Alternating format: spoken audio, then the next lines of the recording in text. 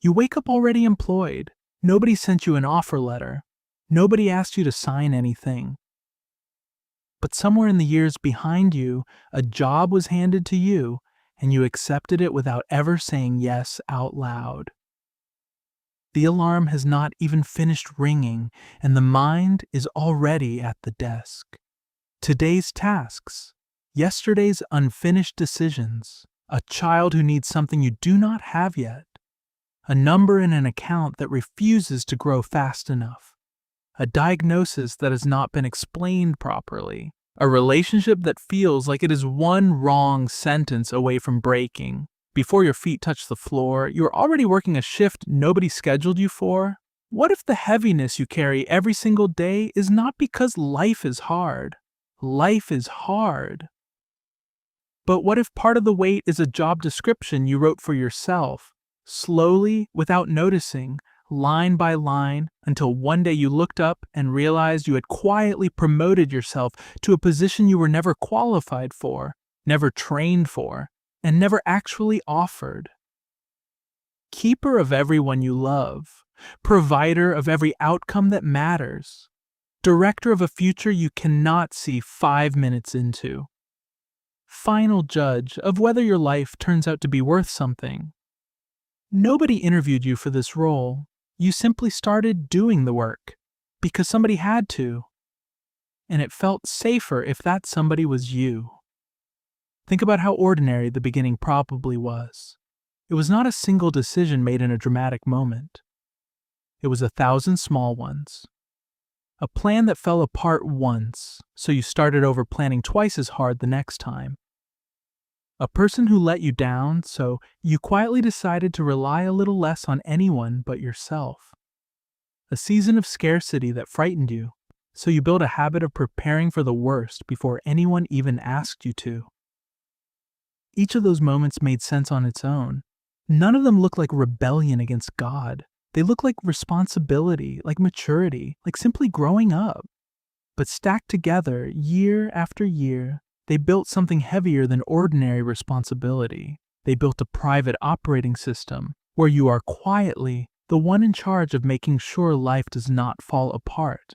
There is an old teaching tucked into a longer talk Jesus once gave on a hillside that speaks directly into this. He tells the people listening to him, ordinary people, tired people, people who worked with their hands and worried about their next meal just like you do, not to be consumed with anxiety about their lives. He points at birds flying overhead and asks them to notice something simple. The birds do not run a business. They do not have a 5-year plan. And yet, they are fed.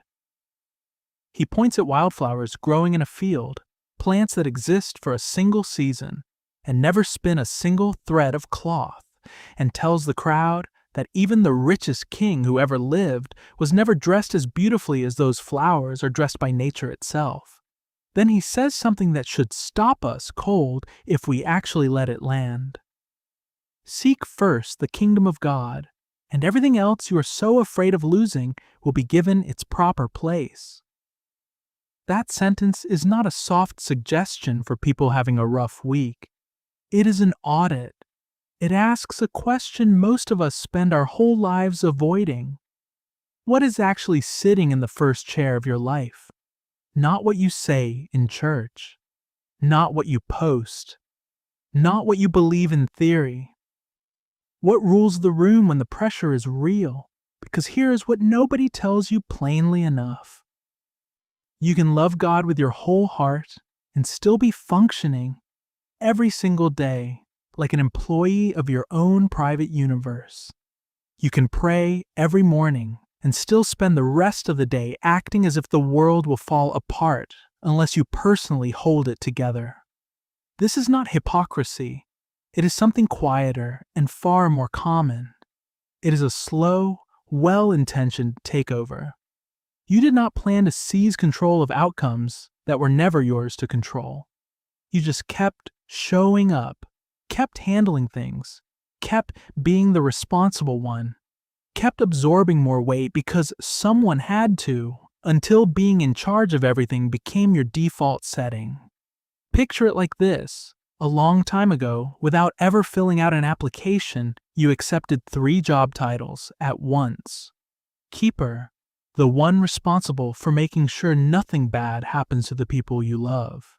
Provider, the one responsible for guaranteeing that there is always enough money, enough time, enough security, enough proof that things will be fine. Director of outcomes, the one responsible for managing a future that has not even arrived yet, as if enough worrying today can somehow control what tomorrow decides to do. These 3 positions do not pay well.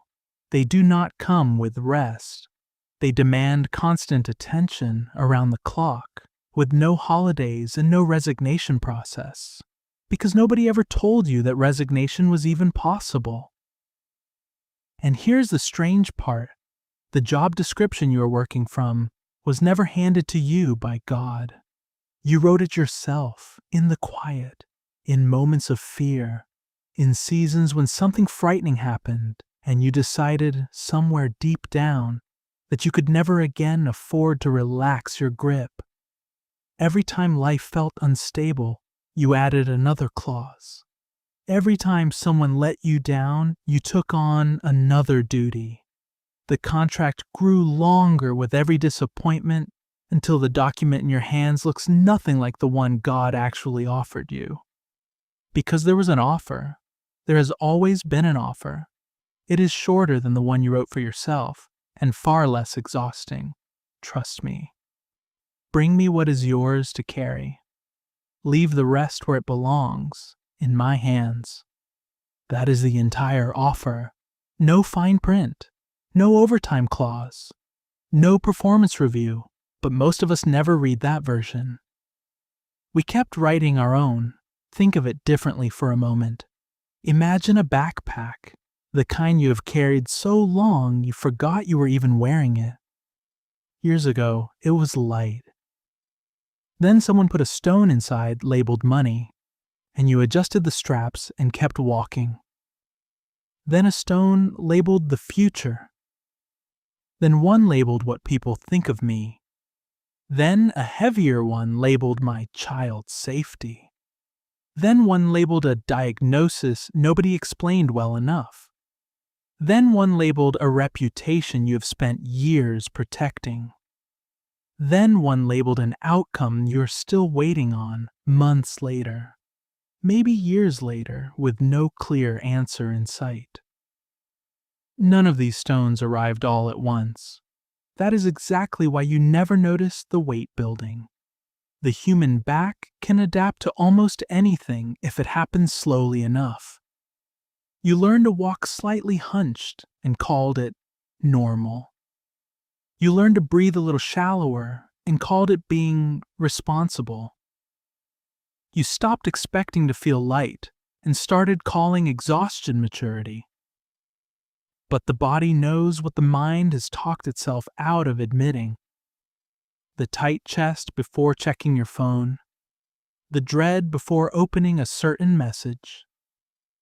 The sleep that never quite goes deep enough because part of you is still on duty, still managing, still bracing for whatever the next stone might be. Some stones get added quietly, almost without a name. A stray comment from someone whose opinion mattered more than it should have. A comparison made at 2 a.m. while scrolling through other people's apparently easier lives.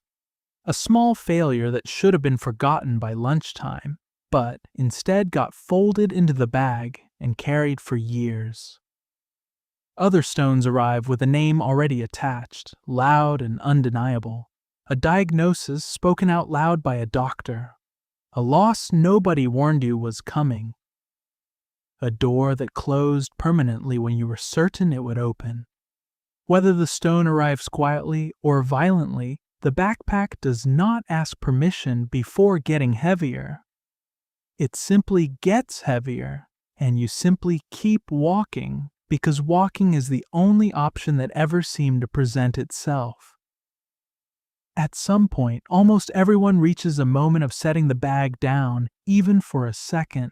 maybe in a parked car after a long day, maybe staring at a ceiling at 3 in the morning, maybe in the quiet after everyone else has gone to sleep. In that moment, for just an instant, the weight becomes impossible to ignore. And in that same instant, a strange kind of grief surfaces, not only about the stones themselves, but about how long you have been carrying them without ever asking whether they were yours to carry in the first place. This is the human condition Jesus was speaking directly into when he told that crowd not to be anxious. He was not talking to people with easy lives. He was talking to people under occupation, under taxation, under daily uncertainty about food and safety, people who had every practical reason in the world to be afraid. And he still said it. Do not let your life be ruled by anxious calculation. Seek first the kingdom. Notice what he does not say. He does not say stop working. He does not say stop planning. He does not say ignore your responsibilities. The birds still search for food every single day. The flowers still grow according to the seasons given to them. Nothing about this teaching asks you to become careless or passive. It asks something far more specific. It asks you to stop carrying titles that were never yours to hold in the first place. There is a different way to picture what has happened to so many of us, and it might land harder than the backpack ever could. Imagine you walked into an organization one day to help out, just to pitch in, and somewhere along the way, without any formal ceremony, you started acting as if you were the chief executive of the entire operation. Not because you were arrogant, because nobody else seemed to be steering, and the silence felt dangerous, so you stepped into the empty chair. That is what self-reliance often looks like inside a person who genuinely loves God. You are not trying to replace him. You simply noticed an empty seat, and your instinct said, somebody has to sit there, so it might as well be you. But there was never an empty seat. The chair was always occupied. You just could not always see who was sitting in it, and fear convinced you that an empty throne was more likely than an unseen one. This is easy to miss because the self-appointed director rarely announces the promotion out loud. Nobody stands in front of a mirror and declares themselves ruler of their own universe. It happens in smaller, more forgivable sentences. If I do not handle this, nobody will. If I relax even a little, everything could fall apart. I just need to stay one step ahead of whatever might go wrong. Said often enough, those sentences stop sounding like fear and start sounding like wisdom. They get mistaken for diligence, for faithfulness, for simply being a grown adult who takes life seriously. But underneath the respectable language is a quiet assumption that the entire structure depends on your constant vigilance, and that assumption is exhausting precisely because it was never true in the first place. This is the deepest reason worry feels so heavy. It is not only about the size of the problem in front of you, it is about who you secretly believe is responsible for solving it. The moment you decide, even unconsciously, that the outcome depends entirely on you, every uncertainty becomes a small crisis. A delayed reply becomes a verdict. A strange symptom becomes a tragedy already in progress. A financial gap becomes evidence that the floor is about to give way. None of this is because you are weak. It is because you have been quietly running the math on a future you were never equipped to calculate, while assuming the position of someone who must calculate it anyway. Seeking the kingdom first does not erase the situation in front of you. The bills are still due. The diagnosis still needs treatment. The relationship still needs honest conversation. What changes is who sits behind the desk while those things get handled. You can still show up, still work, still plan, still make wise decisions, but you do it as someone carrying responsibilities rather than someone carrying ultimate control. Those are two very different weights, even when the daily tasks look identical from the outside. This is where resignation becomes the right word, not retreat, not denial, not giving up on life. Resignation in the sense of formally stepping down from a position you were never meant to occupy. Picture writing that letter, not to a manager, not to a company, to the Father this teaching keeps pointing back to. Picture the desk you have been sitting behind for years, stacked with files you never asked for, a phone that never stops ringing, a chair that has somehow molded itself to the exact shape of your exhaustion. Picture standing up from it slowly, one title at a time, and walking it down a hallway you have never actually walked before, toward an office that was occupied the entire time, even when it looked empty from where you were sitting. To whoever is in charge of my life. I am writing to resign from several positions I appointed myself to without ever being qualified for them. I resign as keeper of the people I love. I will continue to love them, care for them, and walk beside them, but I can no longer pretend that their safety finally rests on the strength of my watching. I resign as provider of guaranteed outcomes. I will still work, still plan, still do what is mine to do, but I release the illusion that enough effort from me can manufacture certainty. I resign as director of the future. I do not have access to tomorrow. I never did. I was simply pretending hard enough that it started to feel like a real job. I resign as permanent manager of other people's opinions of me. I cannot control what is said about me, thought about me, or assumed about me, and I am tired of treating every comment as if it were a final ruling on my worth. I am handing back what was never mine. Money, tomorrow, other people's opinions of me, the outcome of the diagnosis, the timeline of the answered prayer, the reputation I have been defending like a fortress.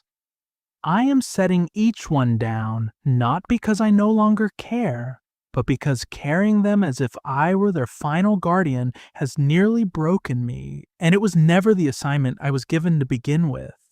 There is something almost physical about writing a letter like that, even if it only ever exists in your own mind, even if no one else ever reads a single line of it. Naming a burden out loud, specifically by its actual name, does something that vague prayer rarely manages to do. It is one thing to ask God in general terms to help you not worry. It is another thing entirely to say, by name, I resign as the one responsible for whether my son turns out okay. I resign as the one responsible for whether this marriage survives. I resign as the one responsible for whether this diagnosis ends in good news. Specificity is what turns a feeling into an actual transfer. This is not a one-time signature. It is a posture you return to again and again, because the old habits do not disappear the first time you name them. You will catch yourself reaching back into the resignation pile more times than you expect, picking up a stone you already set down, slipping back into the old title out of pure muscle memory. That does not mean the resignation failed. It means you are human, and surrender is rarely a single dramatic moment. It is usually a quiet decision repeated until it becomes the new shape of your life. Look closely at how Jesus himself lived this out, because he is not asking you to do something he never modeled. Long before that garden, in a desert with no food and no comfort, he was offered an early version of every promotion you and I have ever quietly accepted for ourselves. Turn this need into proof of your own power. Take a shortcut to security and influence that bypasses trust altogether. Prove your worth by forcing a dramatic display that removes all doubt and all risk. Each offer was, in its own way, an invitation to become his own provider, his own protector, his own guarantor of outcomes, exactly the titles so many of us picked up without ever being offered them so plainly. He turned every one of them down, not because the hunger or the danger were not real, but because he refused to solve a real problem by stepping into a role that was never his to take. In a garden, hours before the worst night of his life, facing a weight heavier than anything you or I will ever be asked to carry, he did not seize control of the outcome. He did not try to negotiate a better ending or force a different plan. He said the hardest sentence a human heart can say. Not what I want, what you want. That is the resignation letter lived out in real time, under real pressure, with real consequences on the other side of it.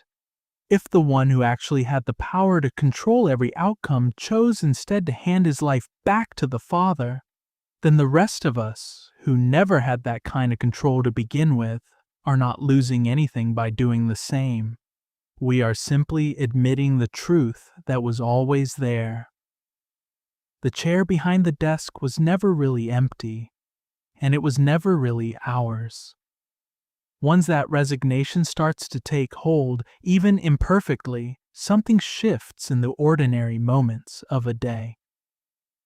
A notification arrives, and the chest does not immediately tighten the same way, because the outcome no longer rests entirely on your shoulders.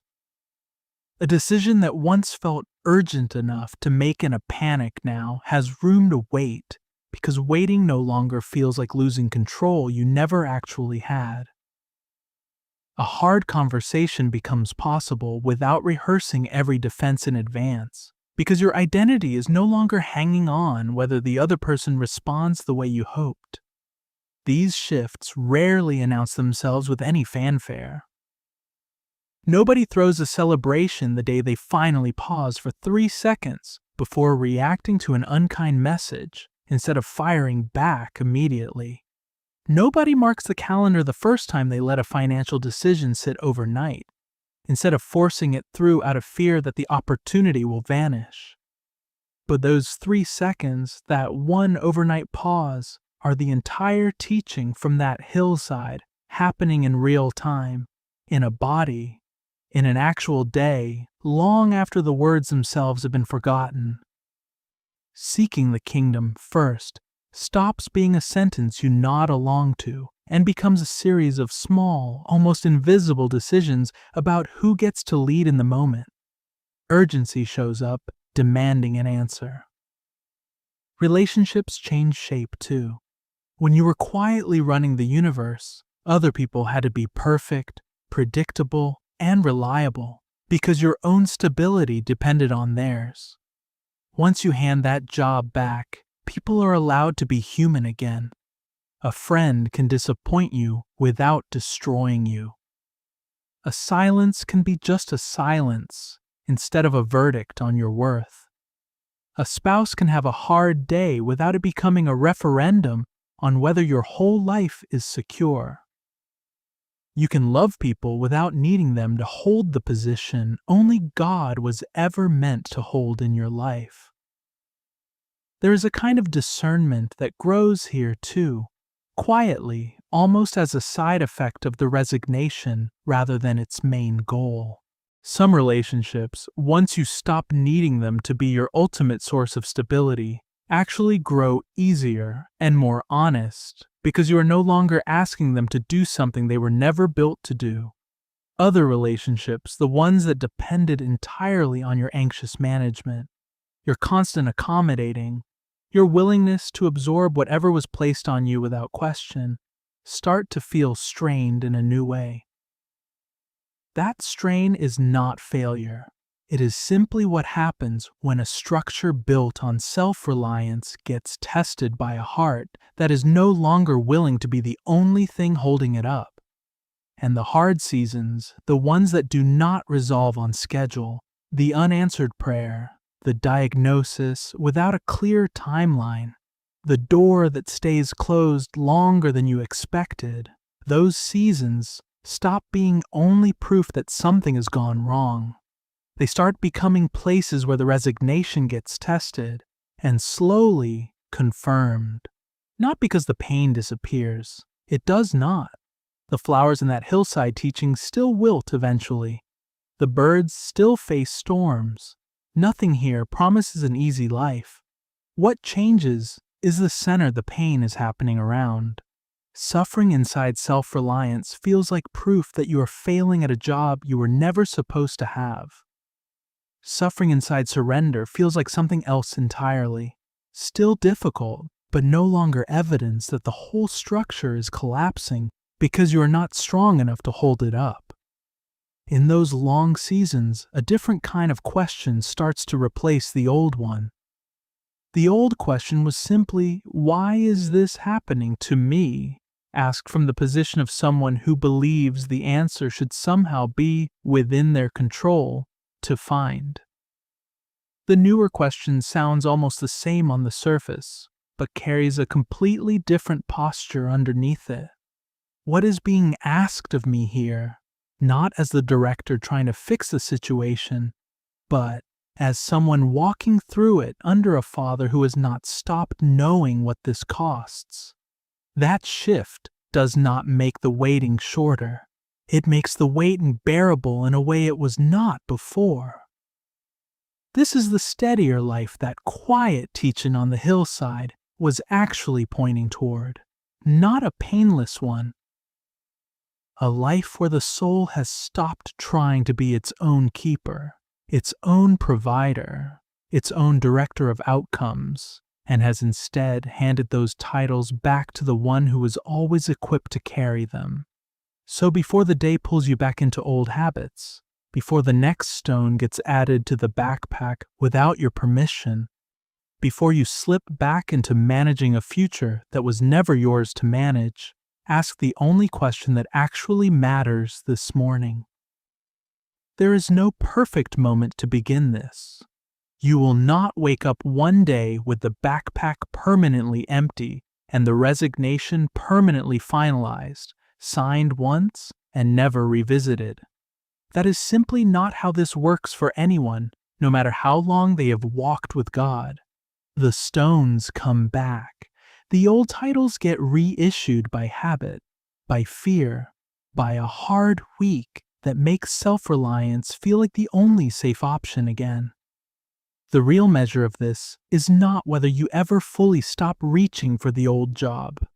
It is whether you keep noticing when you have picked it back up, and whether you keep setting it down again as many times as it takes, for as long as it takes. This is, in the end, what an entire life of faith quietly becomes. Not a single dramatic resignation delivered once with great emotion, but 1,000 small returns. Catching yourself mid-worry and naming it. Catching yourself gripping an outcome and loosening the grip, even slightly. Catching yourself acting like the director and stepping back down from the desk again, the way you have stepped down 100 times before, and will likely need to step down 100 times again. None of that repetition is failure. It is what surrender actually looks like for a person still living inside a body, inside a job, inside relationships, inside a world that keeps handing out unsolicited promotions to anyone willing to accept them. What position have I appointed myself to that was never offered to me? What stone am I still carrying that I already meant to set down? What does it look like today in this very ordinary moment to seek first the kingdom instead of seeking first control? You do not have to figure out the whole future to answer that question. You only have to set down what is in your hands right now and trust the one who is always willing to hold what you were never strong enough to hold alone.